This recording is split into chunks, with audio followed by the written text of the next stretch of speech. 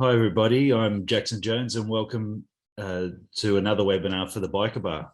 There's a whole lot more webinars to come, so check out the Biker Bar website and subscribe to the monthly newsletter so that you don't miss any live events. Today's webinar is with Hayley Bell. Hayley is the founder of the Women's Riders World Relay, which is the largest motorcycle relay in history and executed entirely by women. Hayley was also voted the American Motorcyclist Association's 2019 Motorcyclist of the Year for her efforts in promoting motorcycle lifestyle around the world. Hayley Bell, welcome to the Biker Bar. Thanks very much. Nice to be here. Yeah, great to have you. Biker and bar, that suits me.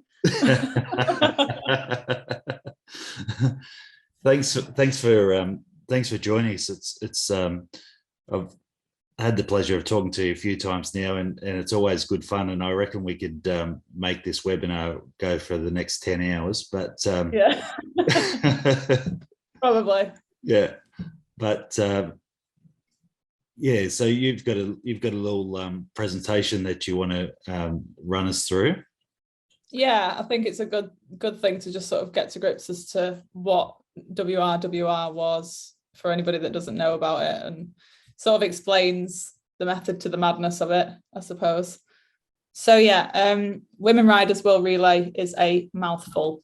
So we call it WRWR, or the Yanks call it WRWR, which is even better.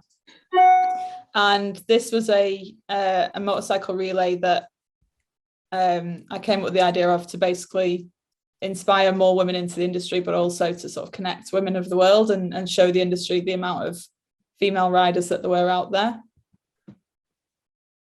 And we did this by basically doing the impossible, or what was deemed the impossible, to conduct a relay by traveling continuously day after day via day-long rides, passing a baton from woman to woman across country to country. And everybody thought I was a little bit crazy and that it wouldn't be able to be done. Planning a motorcycle ride, as most of you all know, with 10 people is hard enough, let alone 20,000 women in 100 countries. So we did manage to do it. The relay was successful. We finished February 14th in 2021, just as COVID hit the next month. I do feel kind of responsible for a bit of the COVID situation in the UK, because we had over 50 countries participate and fly in for the finale ceremony, and there was a bit of a rumour about this mysterious bug that was going around at the time. And then lo and behold, a month later, we're in lockdown. But in terms of the timing, we were so lucky with that. And I've said this 1,000 times before, but I really feel like this event was meant to happen at that time. There were so many things that could have gone wrong, did go wrong, should have gone wrong. But for it to complete and finish just in time before a global pandemic was pretty lucky, really. Absolutely. So just what I showed you back there, that's the baton. I've got the actual thing here, Jackson. Wowzers. So this is the carrying case that we took. So all the women would wear this on the back. It's got like rucksack straps on the back. This was hand carved by one of the admin's husbands, Eugene. And inside the carrying case, we'd have two compartments. So one bit here is for the baton, and then this was for the GPS trackers and all the charging paraphernalia that had to go alongside it. So we wanted to show where the baton had been and track the whole thing online. So we had to have GPS trackers in there. But the caveat is you have to charge them up every night. So the baton itself is only really quite small, but we had a lot of electrical items going on inside it as well. So this is one of the batons. As I say, it was hand carved. I don't know if you can see it there properly. It was hand carved by Eugene. And inside there's a scroll that everybody would sign their names on. But we quickly realised that we were running out of scroll. So we ended up sending boxes of parchment along with the baton to get all of, I mean, this is just some of the Australian ones, but all of these parchments that all the women of the world signed their names on and participated in. And not many people know that there was actually 2 batons. So we'd initially carved one and then realized pretty quickly that women bikers aren't the most delicate of people. So it got absolutely battered. So we had to do a sneaky little pit stop change, whip up another one on the lathe, and then swap it out in between so that we could bring one back for repairs and then keep swapping them in and out. So not many people know about that, but if you were on the ride, the trick was one of them opened at the end and the other one had like a slit here that you pulled out the parchment. So if you were observant, then you would have seen that it's a different one. But yeah, so the other baton is in the UK's National Motorcycle Museum in Birmingham. This one's going to be going to the USA, the world's largest motorcycle museum, to be put in there, which I'm hand delivering because I didn't trust the COVID post to get it there at all, let alone in one piece. So I'll be taking that over this year to put in the museum. I think you put a link in the description, hadn't you, Jackson, of like the video. So if anybody wants to watch the video, Google produced a short documentary on us and followed us through America, South America and South Africa towards like the end really of the trip. But I was really pleased with how they sort of pulled that together, because it really showed and sort of highlighted what WRWR was and the emotions that were behind it. So that's a link that Jackson has put up on the event. So if anybody wants to watch that, it's available on YouTube to watch. And I think I'll put a link to that on our YouTube channel as well, so that people can get a chance to look at that. It's definitely it's a great watch. I still can't watch it without crying, so and I must have seen it 1,000 times. But I'm a bit biased, so you lot can judge yourself. But yeah, I mean, I think the most sort of overpowering thing that happened through WRWR was I was not expecting this to be the event that it was, and more than that, I didn't expect people to feel as emotional and sort of involved as with this event as they did. It was kind of like understandable for me to be so passionate about it because it's my baby and my child sort of thing. But when there's women who are selling their houses to put faith in to my idea that's only come out of my head 3 months ago, and moving literally across the world from Australia to the UK to join a world route, and you know, women traveling all over the world on pure faith that this is going to work. It was really something that I never would have expected to happen, and it really did blow myself, the team, and everyone who was involved with WRWR away, because it was something that you can't really put into words. That the best way I sort of describe it is it was like lightning in a bottle, and it really was like the sort of raw power and emotion behind the whole movement was something that you can only really understand if you've experienced it. I think one of the things that I found that was quite powerful that you said to me, and it kind of puts things into perspective, is that you said it's not just some people riding in a group, it's about riding for a purpose, and that everyone had their own story and that everyone had their own reason for attending.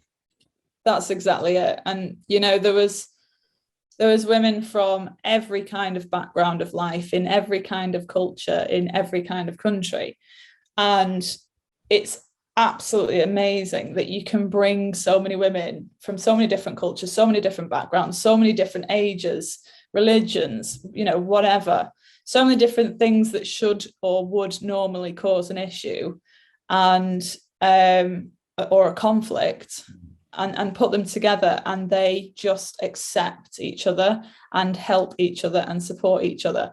And everybody did come with their own story. So I've said it to you before, Jackson, like I think it takes a certain character of person to ride a motorcycle, and usually that comes from having an experience of life as well that may not be the best sometimes. So they came together, and they each had their own little reasons for why they wanted to prove to themselves and to others that they could do this ride, and that they wanted to belong as part of this community. And that was where the emotion really, really grew, I think, from it, and how the camaraderie sort of came together, and how the girls were so absolutely hell-bent on making sure that this relay was a success. Yeah. And it was really amazing. You know, there was women who had never ridden any kind of distance before who were petrified of joining, and they went and did 1,000 miles in a day. Yeah, or there was transgender women that were coming who'd never come out before. Yep. And didn't find that, you know, hadn't found their people and hadn't found that community, and everybody accepted them in, you know, completely and openly. Yeah. And then those friendships have been born. Then there was countries where, for example, India and Pakistan, where they're at political warfare together. Now, trying to get two sides of a country to join at a border that are at political warfare with each other is not easy. So, but they did it, you know. We reached out, and eventually people stepped forward and said, I'm going to be that person that does things differently. And it's funny because when that happened, for example, Anita Krishnan and Guliashan Tariq, Anita was from India and Guliashan was from Pakistan, and they met with a group each side. And I interviewed them afterwards, and they said, if it hadn't have been for WRWR, they never would have met. And they, you know, they were really sort of apprehensive about meeting, and the stereotype of what they perceived the other side to be like was nothing like what they met when they actually met. So they then met, and then the whole groups realized and openly said that they realized how similar they were, and became friends. And I think that's so, like, mind-blowing that they've been at this cultural war with each other, and then they've just put it aside for the sake of a little wooden stick. Mad. That's amazing. Absolutely amazing. Yeah. So there was a lot of support. WRWR was a place to be accepted, and it was a place to be supported by people that you could relate to. So whether you were a 50-year-old woman who'd just got back into riding after having kids, or a complete beginner, I think because women bikers are a minority within a minority, the camaraderie was so much tighter, because there's not many bikers in the world compared to car drivers, for example. Sure. But then split that segment into how many female bikers there are, and it really is a tight knit. So I think the fact that everybody felt there was a need at this time to highlight the industry, and also, as I say, all the sort of backstories that came with it, I think that's why it was just so powerful to everybody, and people wanted to really take the bull by the horns and make sure that it was successful, and that they achieved the things that they wanted to achieve within the ride for themselves as well. Absolutely. There's a few little things that I've just spoken about. India and Pakistan border. This was them meeting up all together as well. There's the baton you can see. I don't know which one that is. There's a few stories that I sort of talk about. Tyler Risk, she has dealt with chronic pain after she had 75% skin grafts on her legs. She rode the relay with the USA girls as well. there's one that really always touches me, and that's Jenny Hibbert's story. She was the New Zealand ambassador, and Jenny contacted me before we'd sort of set off and everything, and I was reaching out for people to help, and she'd mentioned about her son had died of leukemia very young, in his early 20s, and he'd left her one of his bikes, and in his last days he'd fixed up this bike and adapted it so that it was lower for his mum, and that she could sort of ride it, and Jenny hadn't ridden a bike of this cc capacity before, and she was super apprehensive, super nervous, obviously still grieving from the loss of a son. I think it was less than a year before when I started speaking to her. And it was through the group support and the advice and the friendship that she formed in New Zealand that she was actually able to lead the New Zealand route on Jared's bike, which I thought was just amazing. And she still rides around on Jared's bike now. That's so cool. Yeah, she's a really, really cool woman. The impact was something that needed to be sort of achieved, because without the industry knowing about how many female riders there are out there, then there's not much point in sort of broadcasting about it. We really wanted to build like a communication bridge between the industry and women riders. And I think it's amazing, and it really is a testament again to the biking community, how far and wide this was shared, and how organically this thing grew across social media and the press, etc. There was not a penny spent on marketing. We certainly didn't have the budget for marketing nor the time, and these stats were literally achieved by the motorcycle community stepping forwards and supporting women riders, male and female, from every country around the world, which I don't know any other community that would pull together in that way. Absolutely. And this was some of the press that that got involved. Again, Google did the documentary on us, which was incredible. And we've had an inordinate amount of help from the industry through this, and I think it really started to open doors of communication between the industry. We still now, I know I certainly do a lot, speak to the industry and different companies, and I get asked about advice of how it's best to approach the female market, how it's best to put things on social media, what the female market want to see, what they want to see in shops, what's the best design, how can we get feedback from the market. So that communication bridge that I wanted to open in the initial instance has really, really come full circle now and started coming into fruition. I helped with the first female specific motorcycle magazine that was released last year, which was again as a direct result of everything that we'd done. We're seeing more and more female motorcycle lines coming out in terms of gear.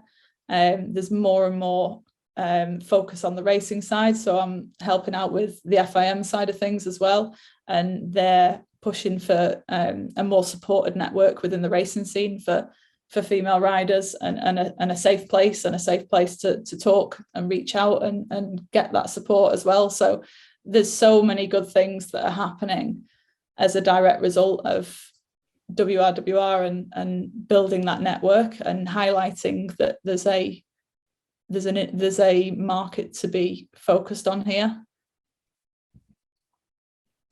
And then I don't know if I've told you about this actually, Jackson. I'm not even sure if we even went down this conversation. We've had many, but I don't even know if we did. But so the whole event, obviously, an event costs money to put on, particularly when you're putting on an event in 82 countries.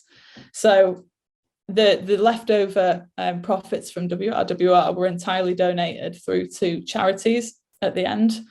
And it would have been really easy to donate to, say, cancer research or whatever, a big a big charity, and just dump it all over there.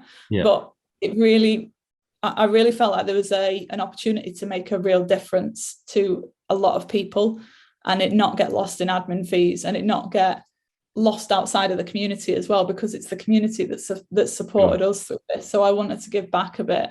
So what we did was, through much effort, we took the hard road. And that's surprising. I know.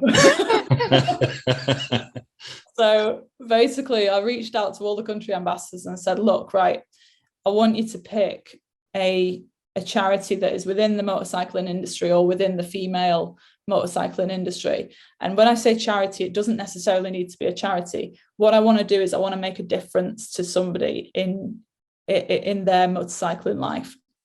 So whether that's sponsorship of tires for a female who wouldn't normally get sponsored, etc., or whether it's to help children through an end of life motorcycle ride, whatever that might be, I want to give back to the community that is supporting us. So we did that, and we highlighted, we had a load of charities and really good charities that were coming through, and what I wanted to do was sort of condense down to a select few that we would donate a larger sum to, and then split the difference across the rest. And some of the charities that we gave to, so for example, this is the Scaglione sisters who are in Argentina. They race enduro and motocross, and it's really difficult for them to get any kind of sponsorship in their country. The three sisters, it's their dad that got them into it. They've also got a little brother as well. The whole family is just amazing and like really highly involved in the industry, and they're doing a lot to inspire women in Argentina about motocross and enduro and riding a motorcycle. So we wanted to give back to them. So that was one of the charities that we gave to. This is the Bangladesh Women Riders Club.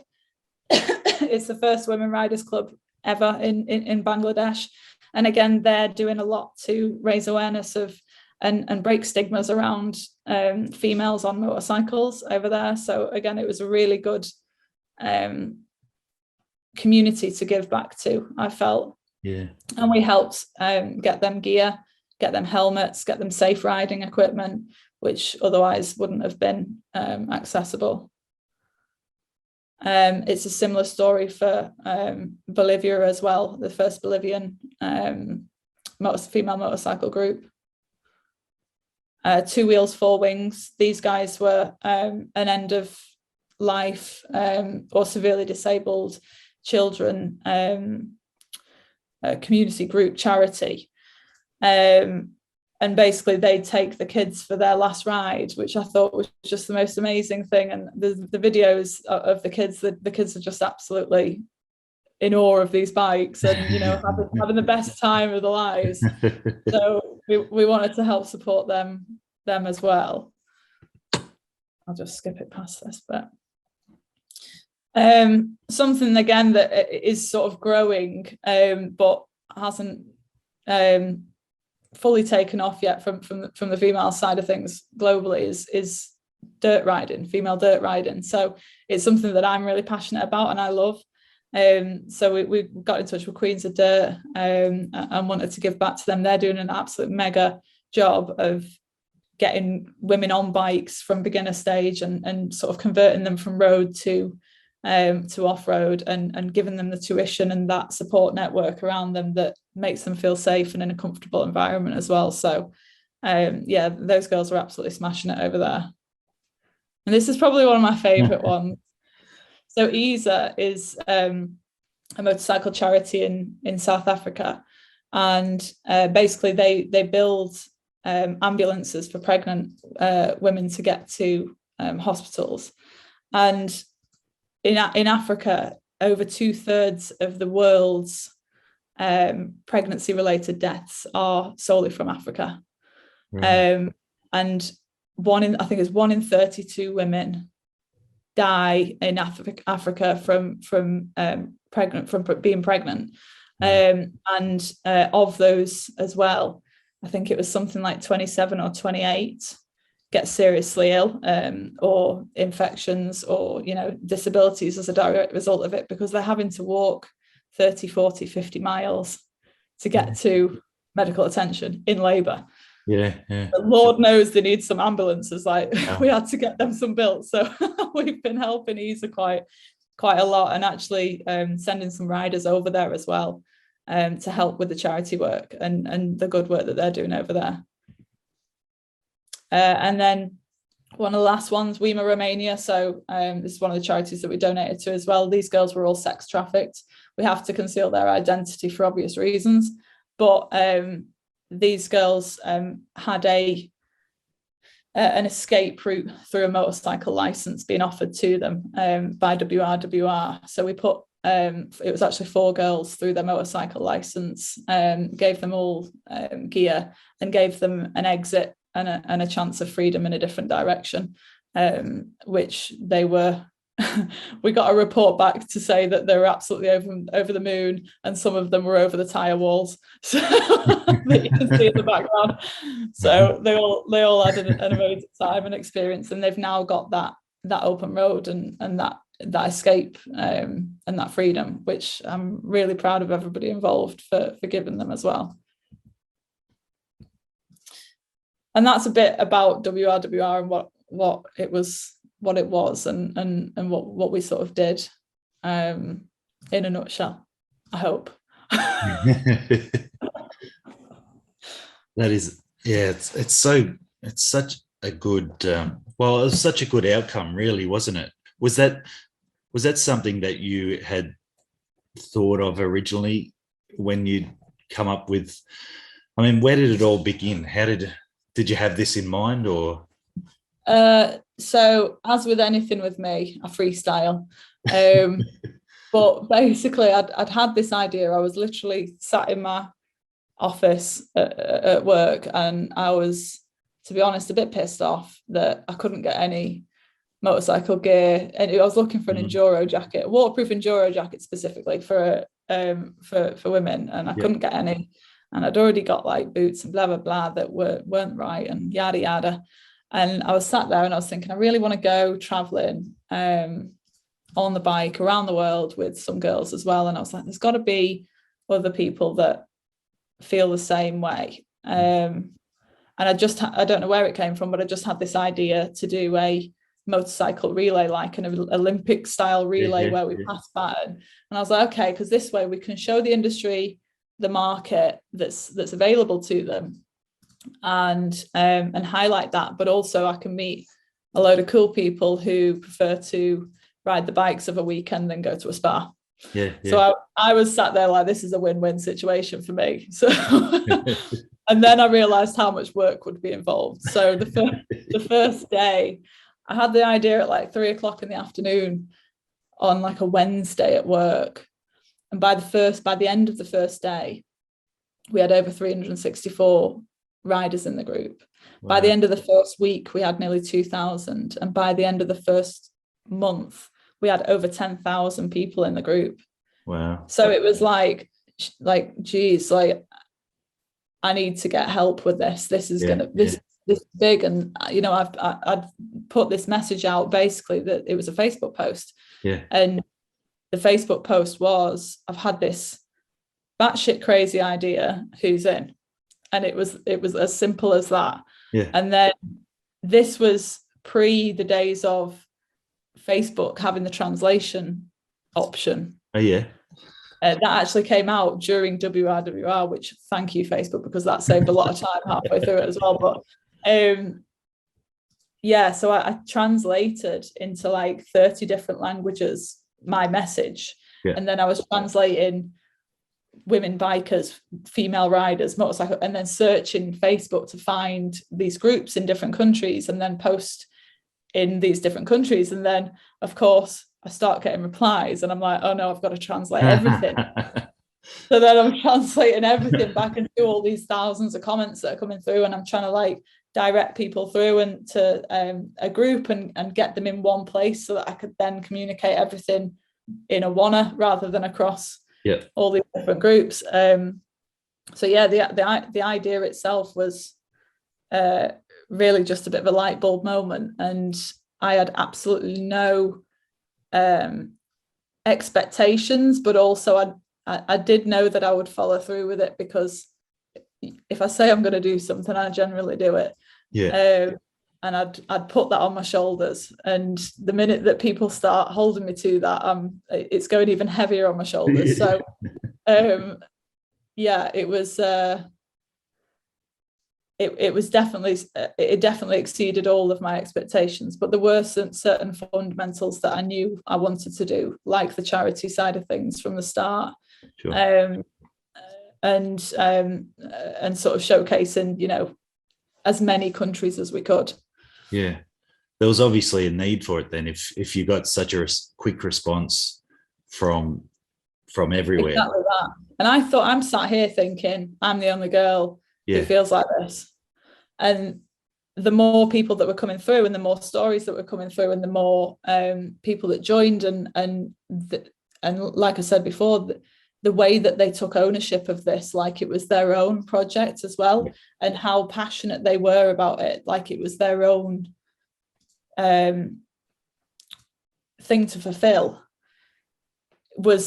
showed me that there absolutely was a need for it. And it, we needed to make this work, and it needed to be successful. It had to be. There wasn't an option to fail. Yeah. So you kind of inspired people to come and bring their own purpose to why they would want to do something like this. And you know what? You're right there. And that is why it was successful, because motivation inspires motivation. Yeah. Everybody saw they saw the tip of the iceberg of how hard the team was working on this project. And then another woman would see women riding through monsoons. And then another group of women will see another load of women riding through snow. And they're all sat there thinking, well, she's just done that, so I can do this, and I should be doing this. And it was this kind of like, not peer pressure, but it was. it was a bit of like inter-country competition going on as well, like who could get the most members in the group. And I know what the Australians are like as well. They're very competitive. And it was real sort of good, motivating inspiration between the women that helped them get on with their tasks as well, and their personal challenges, and face those. Well, I guess there's we see the end result of the event, but obviously there was a lot of work that was put into it to get to what it was. I mean, what were some of the challenges, and then how long did it take you to prepare for the event? Wow, there are too many challenges to list. Honestly, it was like, a typical day in WRWR work life was wake up 3-4 a.m. in the morning from somebody ringing you from the other end of the world saying shit's hit the fan. And I'm like, oh, so okay. So an example of one of them was I got a phone call from Pakistan at 3 o'clock in the morning on a Wednesday, and they said the border control police have got the baton, and they're going to blow it up. And I was like, what? And they said, yeah, they're going to blow the baton up. They think it's a bomb. They think it's a tracking device, a spy device, and they think it's a bomb, which, I mean, granted, it does kind of look like a pipe bomb, doesn't it? But yeah, so I was like, oh my God, right. So we've got all these thousands of women's signatures from all the countries before, and it's going to get destroyed. And the culture in Pakistan it's not what you know, it's 100% who you know, and the connections that you've got, and your status in that culture as to whether or not they'll listen to you. So we'd managed to organise between the admin team and the Pakistani ambassador, Guliev Shan, to get quite a high-ranking family member down to the police to talk them out of blowing up the baton and convince them that we weren't foreign spies up to no good. So that was a challenge. In 2 weeks it took us to get that out. 2 weeks to get it out of customs and get back on the road with that. One of the massive obvious challenges that we came across was the weather. Yeah. So to plan a global route in a year that links the countries up so that you're not having to fly or ship, and as little as possible, but also that follows the weather and climate and seasons and for the entire world, was immensely difficult to predict. And obviously weather's not predictable as well. You know, we had riders riding through tropical monsoons. We had riders riding through, I mean, I myself rode through -10 in the States. You know, snow, ice, severe heat through Australia as well. There was a really big heat wave over there as well when we were over there. And then wind. We had, just as we were leaving the UK, we had over 70-mile-per-hour winds, which isn't great on a 690 Duke. No. You get blown across the road like a crisp packet. So there was the weather challenges, there was the culture challenges. I've spoke about Pakistan and India, but separate to all of that, the culture of motorcycles in different countries is mind-boggling. And I was completely unaware of any of this. My eyes have been completely open to this through WRWR. But for example, in South American countries, it's very status orientated. So unless you've proven yourself within the industry, or you're an elder who's sort of ridden, you know, extensive trips over the course of your life, then they're not going to listen to you. And they don't care whether you're helping them or not. They're not going to listen to you. And trying to advise them and support them through an ambassador in those countries that wasn't the voice of WRWR, so to speak, was really difficult, because they didn't want to know. That's not their culture. Their culture is to listen and respond to people that have achieved, or and it doesn't matter if you're there to help. What have you done previously, sort of thing. So that was a big challenge. There was countries that point blank refused to participate because we were charging a nominal fee to participate, and it wasn't a voluntary donation. You can't run a world relay and global events on a hope and a prayer that somebody might donate to you. So that wasn't an option for us. What we did do was we had two different fees. So one was £5 for the more challenging economical climates, and the other was £25, and you could take either option. But there was a whole bunch of countries that, because of the culture of how they pay for things, it was deemed as a scam, or it was deemed as like a money-making enterprise sort of thing, and therefore they completely checked out, and we had to get riders to ride across those countries without support from the countries, which was a shame. But there was all sorts of challenges like that we sort of faced on a daily basis. Did you have a big admin crew to deal with those issues? So we had a core admin crew of 5 of us, really, 5 or 6 of us, and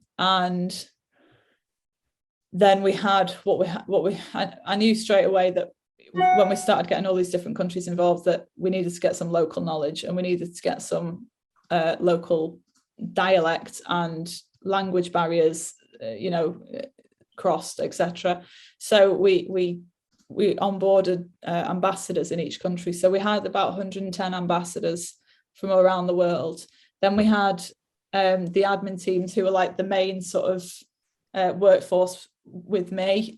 So we were the ones doing all the major operational stuff.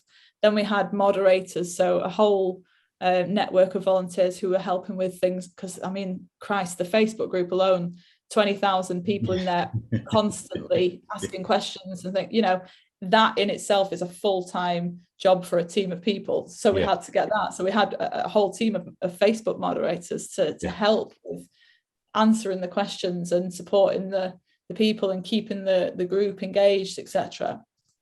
There was probably 200 odd volunteers involved in total. And every single one of them was critical to the success of it. Without any one of them, it would, it would have started leaking out of the pond. We needed all of that support. Yeah. And tell me about some of the highlights, some of the fun moments that had happened. Surely there has to be a ton of those. There is, like, thousands. There's a particular moment that I love, that was something personal to me, when I was over in the UAE. And bearing in mind, in the UAE it was only legal for a woman to own a driver's license. It only became legal in 2018. Wow. So that was a year before. And we just got a whole group of 100 odd women across the UAE on motorcycles. And we got invited to the Dubai Shopping Festival closing ceremony. And we were being presented with sort of awards and things, and getting some recognition for what we were doing. And Lara Tarabay, who's the UAE ambassador, sort of grabbed me. We were stood backstage, and it's all dead exciting. She grabbed me by the arm, and she looked me dead in the eye, and she said, "Hayley, do you realise what we've done?" And I just looked at her, and she just went, "We've changed the world." And she, when somebody looks at you and they've just got that look in their eye where they absolutely are speaking their truth, and that, and in that moment, and still to this day, I feel like we have. That's so cool. And that one for me was the realization of it was then, because I didn't get an opportunity to stop and think and sort of reflect on what we'd done at all during the relay, because we were so busy. And it was only that moment where she grabbed me, and she'd see me running around like a headless chicken, as I do. And she just grabbed me and stopped me. And that was the first moment that I realized what we'd done. And I guess a whole lot of bonds, and a whole lot of, and like you said in your introduction, people have met that would never have thought of meeting, in the past. Exactly. and now they've got these lifelong bonds. And it was an experience. Some people see it as a good experience. I see it as PTSD, but but it really wasn't. But it was an experience, and if you're on that experience with another, it's just a bond. It's like if you go on a trip together, and you go and experience something new together. Well, this is something that had never been done before, and it was the unknown. And when everybody entered into it, it was the unknown. And what they came out the other side was something that they never expected. And I think that's where the bonds come from. There wasn't always a big group riding together. Sometimes there was a lone biker taking this baton to the next leg. Absolutely. So like in some countries and in some areas of countries, there was hundreds of riders that would turn up each day, and we'd got loads of participation. And in other countries, whether it was due to not being able to share across social media properly, or like not reaching out to the community, or just that specific area that we needed to get through to get across to another country that was quite underpopulated from a membership perspective. But there was some people that were riding alone. I mean, Yosan, she rode across, I think, 5 or 6 countries on her own. I got a call from one of the girls over in Thailand at about 3 o'clock in the afternoon, and she stood underneath a shelter on a CRF 250 in a tropical monsoon. Her bike's literally getting dragged across in front of me on the stand, and she's laughing her head off, going, "I'm having a great time," and I'm like, and she's on her own. So yeah, there was loads of different types of groups that were coming, again, like all different bikes as well. So when we started this, there was a lot of, you know what bikers can be like sometimes. There's a bit of friendly banter about, oh, scooters aren't real bikes, or trikes aren't real bikes, or blah blah blah.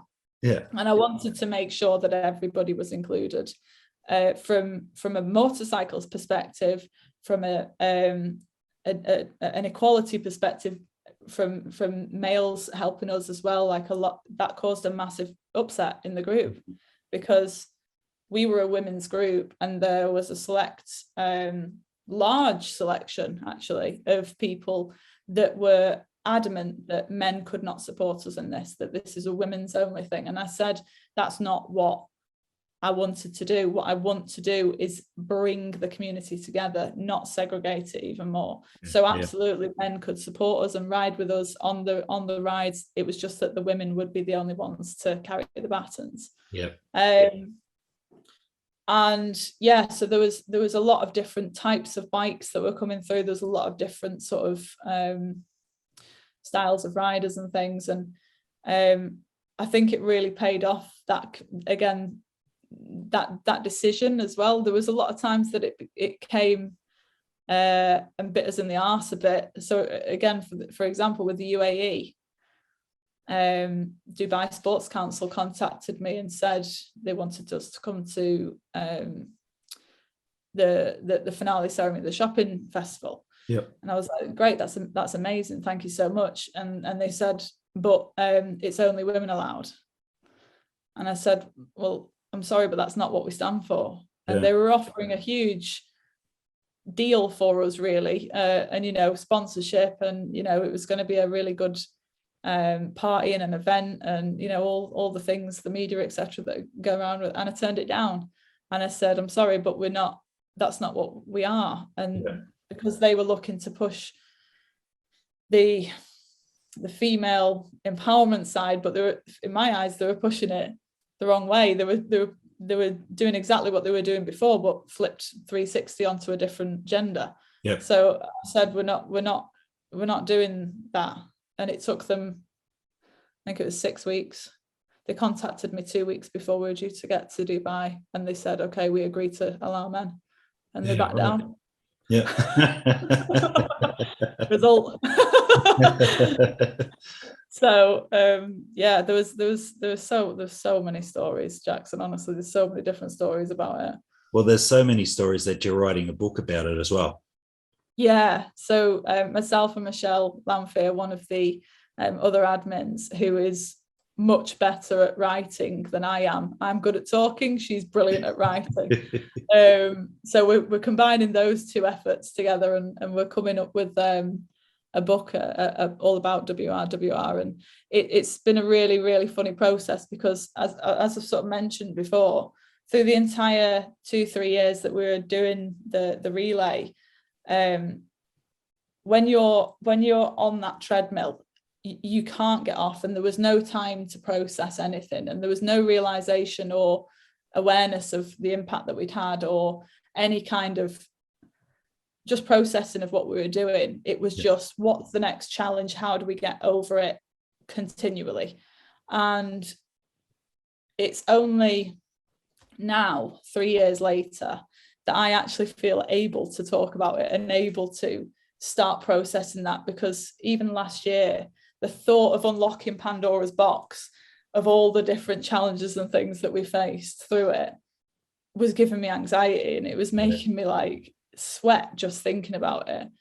so we've both said it's like PTSD therapy session writing this book, and it's amazing what we're actually now able to remember and think about and write down, and we need it to go onto paper, because there is so much stuff that's up here in every one of the admin's heads that happened that needs to be shared with the world. So it's a really, really good experience writing this book at the minute. I think it sounds like it would end up being a series of books. I think by the sounds of all the things that good, the bad, and the ugly. Yeah. I can see that. and there was also talk of potentially a children's book. Is that right? So that's something that I'm personally doing. So again, like, something that I'm aware of is that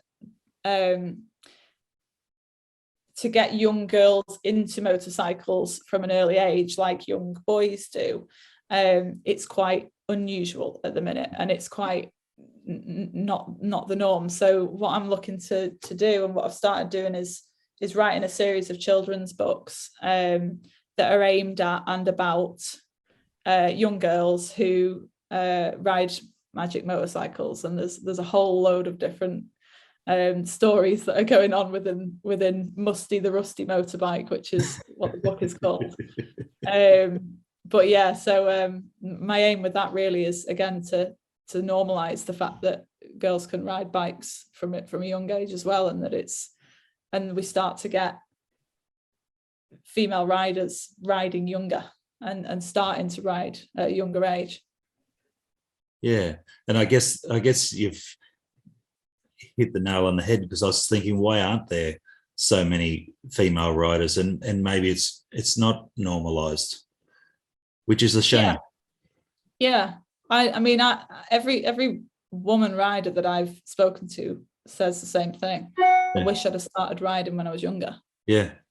I wish I'd have started when I was younger. And it's, typically females start later.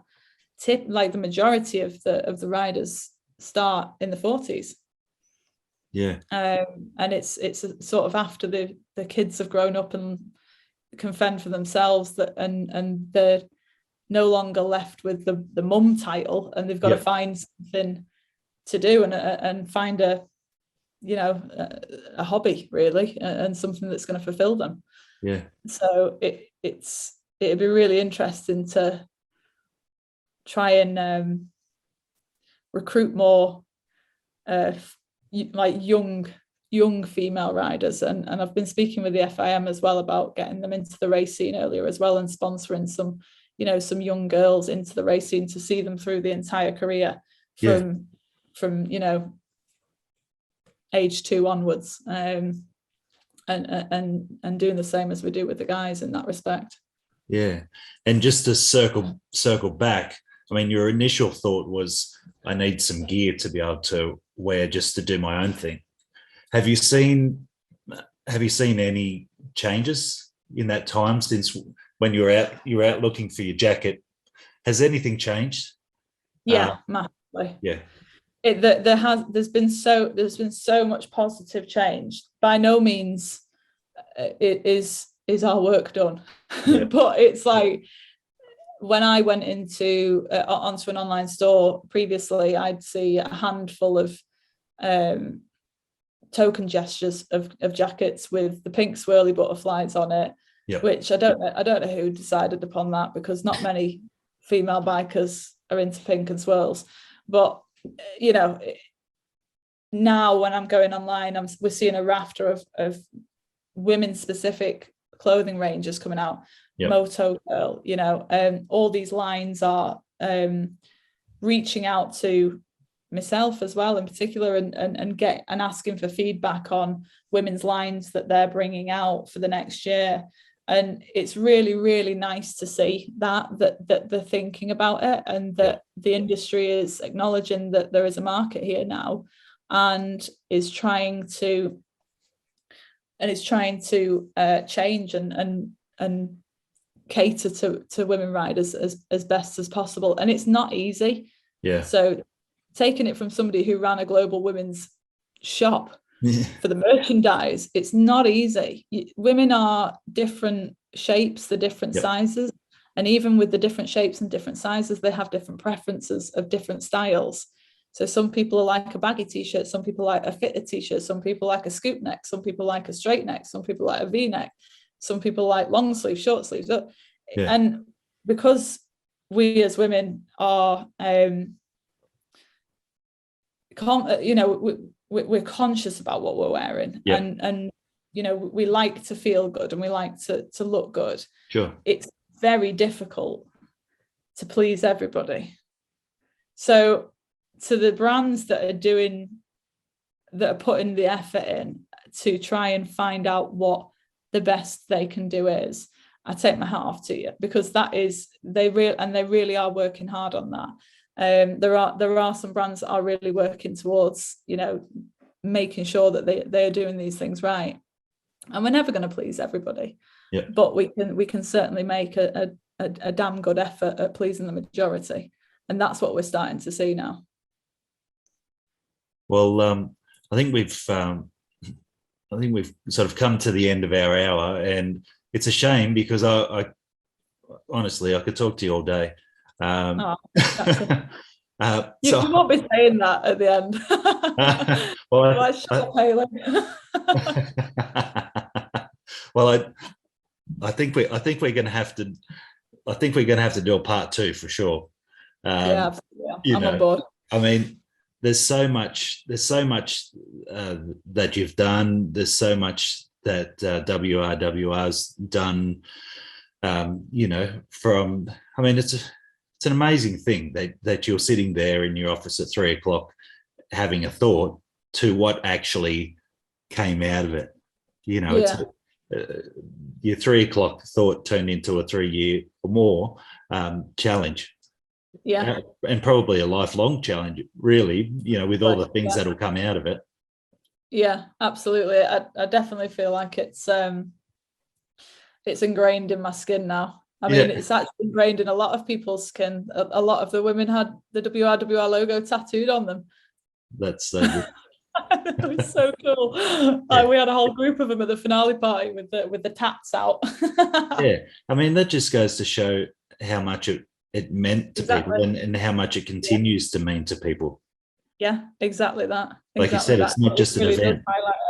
No, it wasn't an event. It wasn't just an event to people. It was, people get the Olympic rings tattooed because that event meant so much to them, and this is a similar thing. It really, really was, and it's and still is. As I say,